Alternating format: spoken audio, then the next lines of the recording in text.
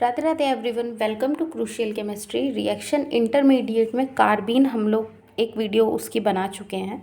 Introductory video है but important है, आप लोग उसको जाके देखिएगा। आज हम बात करेंगे generation of carbene. Generation of carbene means carbene की जनरेशन नहीं, जनरेशन ऑफ, या फिर आप इसको लिखिए फॉर्मेशन। जनरेशन मत लिखिए, कभी कभी जनरेशन समझ में आता है ना, टाइप्स ऑफ कार्बीन करके कुछ भी, तो आप इसको फॉर्मेशन लिख लीजिए। फॉर्मेशन ऑफ कार्बीन मतलब कार्बीन बनती कैसे है, ठीक है। तो बहुत इम्पॉर्टेंट है, 3-4 बातें हैं, हम लोग बहुत अच्छे से एक एक करके सबको समझेंगे।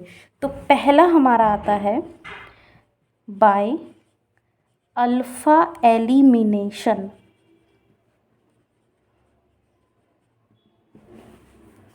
ठीक है, पहला क्या है?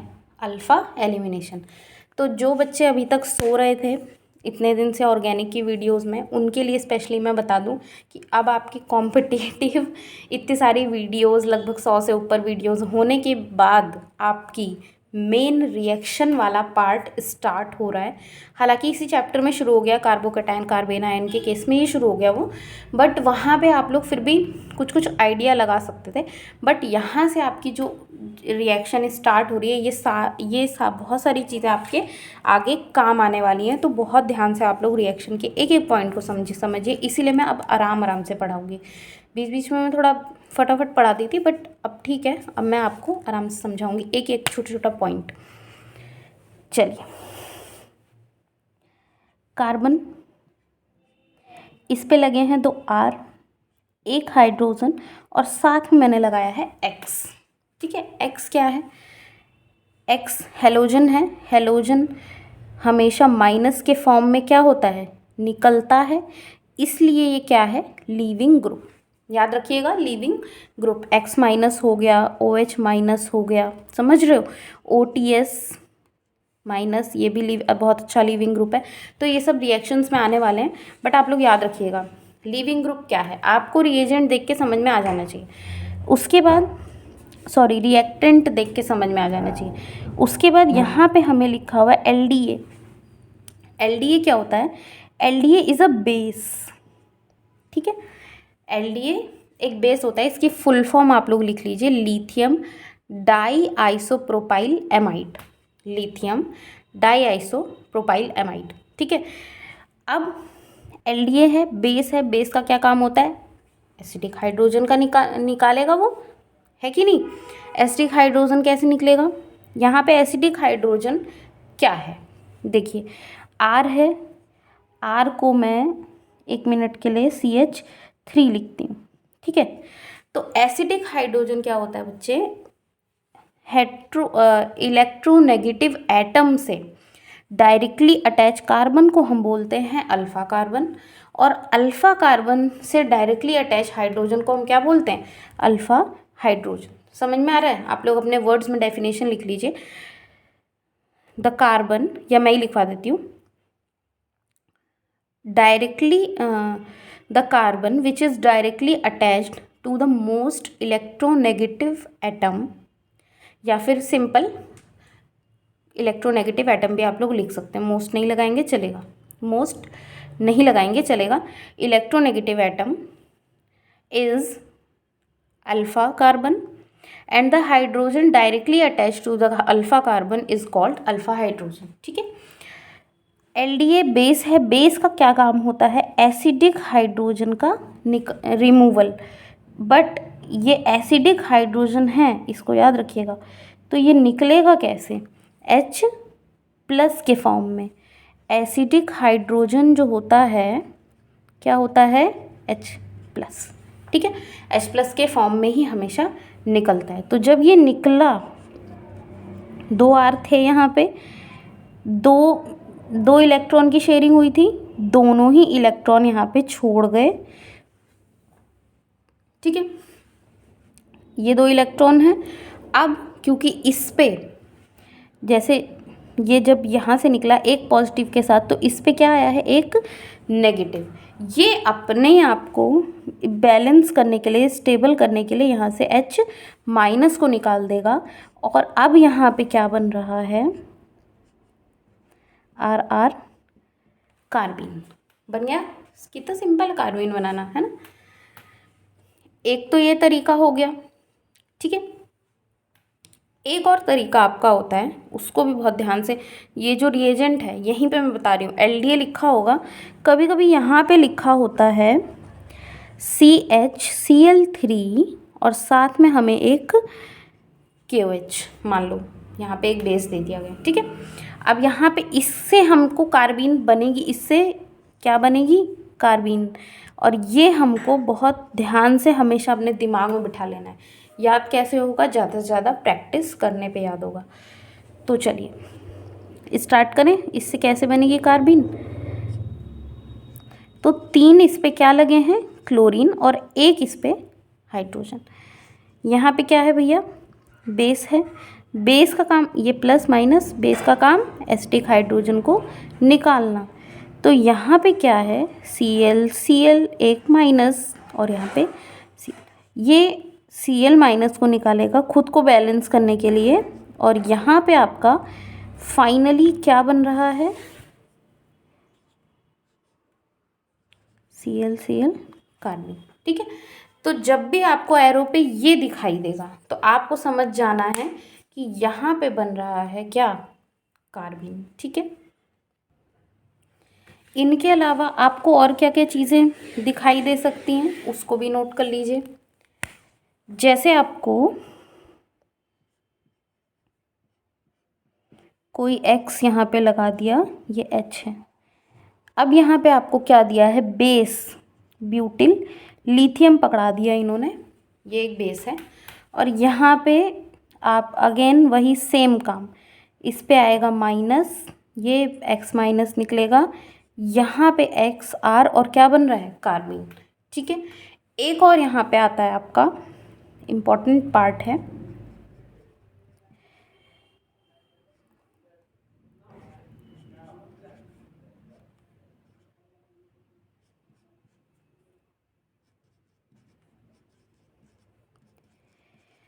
ठीक है। और यहाँ पे आपको हीटिंग दे देंगे, तो आपको ये समझना पड़ेगा कि यहाँ पे बनेगा कार्बीन। तो ये सब चीज़ें प्रैक्टिस करेंगे तो याद हो जाएंगी। ये माइनस है यहाँ से यहाँ, ठीक है। और यहाँ पे CO2 रिलीज़ हो रहा है, समझ में आ रहा है। ये बॉन्ड यहाँ, ब्रोमीन यहाँ से निकल जाएगा। तो यहाँ पे आपको क्या मिल रही है, अगेन एक कार्बीन मिल रही है, समझ में आ रहा है। तो इस तरीके से आप लोगों को यहाँ पे रिएक्शन जो होनी है, उसके जो रिएजेंट हैं उसको याद रखना है कि जब इस तरीके से लिखा रहेगा तो क्या बनाना है, ठीक है।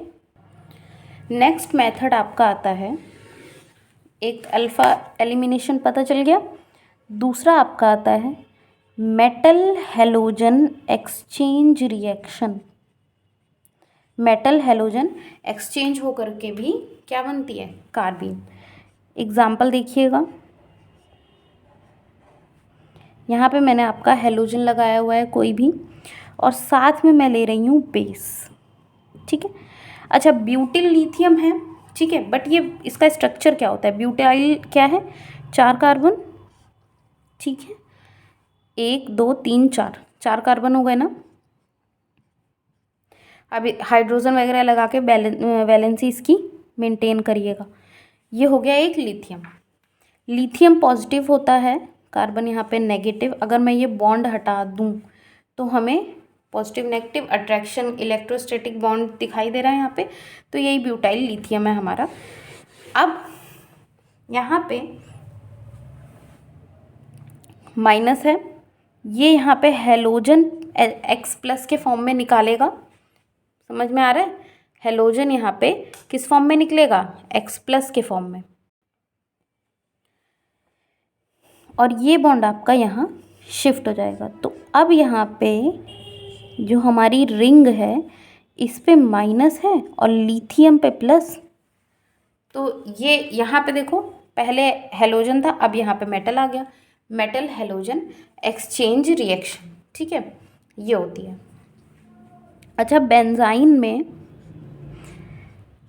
बेंजीन में सॉरी, अगर मैं एक पे नेगेटिव लगाऊं और इस पे मैं पॉजिटिव लगाऊं, रिंग पे, इस वाले कार्बन पे मैं बता रही हूँ, तो इन दोनों में से स्टेबल कौन सा होगा?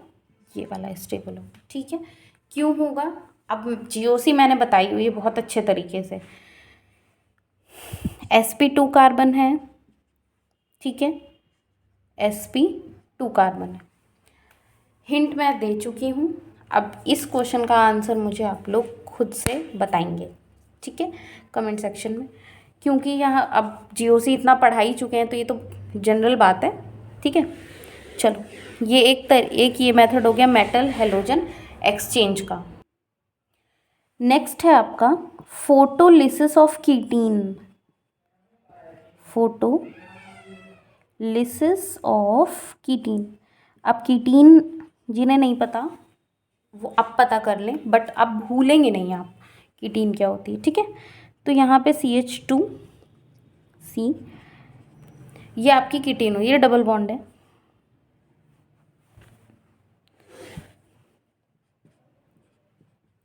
ठीक है, डबल बॉन्ड कीटीन ये होती है।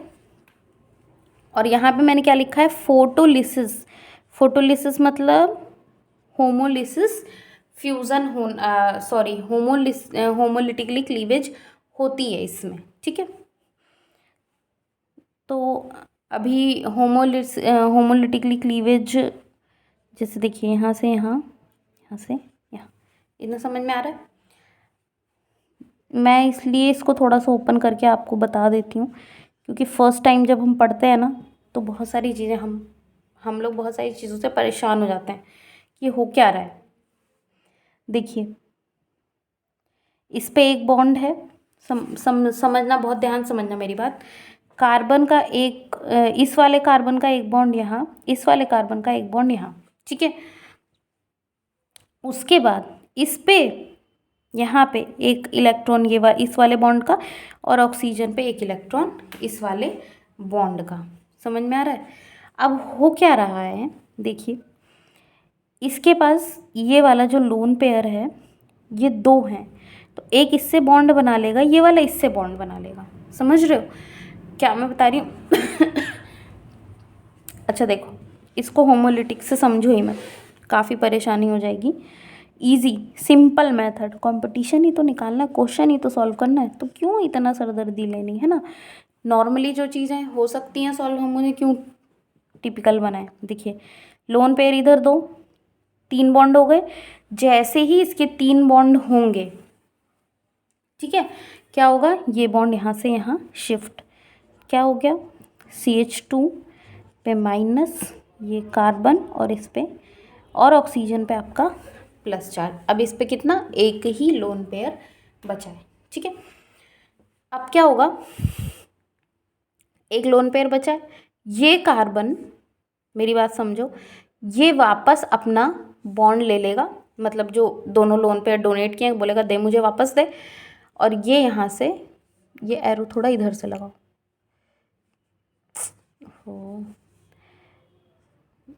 ये दोनों ही इलेक्ट्रॉन कार्बन ले लेगा यहाँ से। ठीक है, अब क्या बनेगा? CH2 नेगेटिव चार्ज का मतलब 2 इलेक्ट्रॉन, साथ में कार्बन मोनोऑक्साइड गैस हमारी रिलीज हो रही है। समझ में आ रहा है? और कैसे बनता है कीटीन? डाइएजिलीन से बनता है। देखो, नाइट्रोजन है, इसका स्ट्रक्चर ऐसे होता है।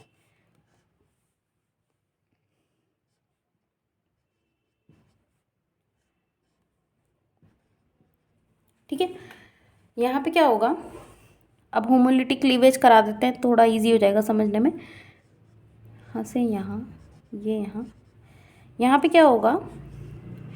देखिए, ये कार्बन है, एक लगा है ब्रोमीन, और यहाँ पे आपका ये 2 इलेक्ट्रॉन वापस आ गए, 1 2, और साथ में यहाँ पे क्या? N2 गैस रिलीज हो रही है। समझ में आ रहा है? कीटीन का जब फोटोलिसिस होता है तो इस तरीके से कार्बिन बनेगी। डाइएजिलीन का जब होता है तो इस तरीके से कार्बीन बनती है। अब इसके बाद डाईएज़ो एल्केन की बात कर लेते हैं, काफ़ी इम्पोर्टेंट है। डाईएज़ो एल्केन से भी कार्बीन बनती है। तो नेक्स्ट है हमारा बाय डाईएज़ो एल्केन। अब आपको ये सारी चीज़ें याद होनी चाहिए। रिएजेंट में एरो पे ये सब लिखा हुआ मिलेगा तो आप लोग परेशान होंगे कि ये क्या बना रहे हैं भैया, तो याद रखिएगा।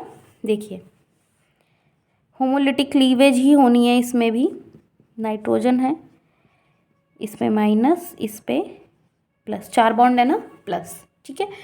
यहाँ पे हीटिंग है और कोई मेटल दिया होगा यहाँ पे, ठीक है,